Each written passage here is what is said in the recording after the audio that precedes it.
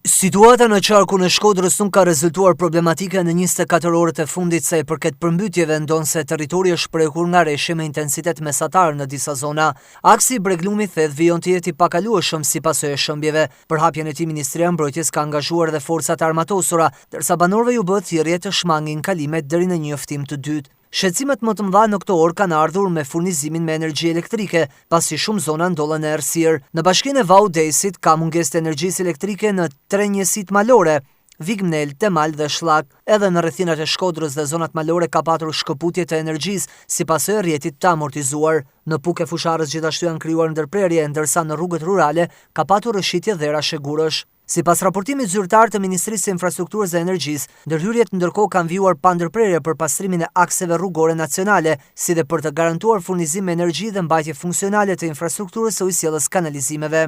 Akset me probleme në qarkun e Shkodrës janë ai Koplik-Bog, Dedaj-Razëm, Bog-Theth, Hanihotit-Vermosh, pasi ka patur rënje të materialeve, ndërsa në Koplik-Req ka gëryrje të bankinave.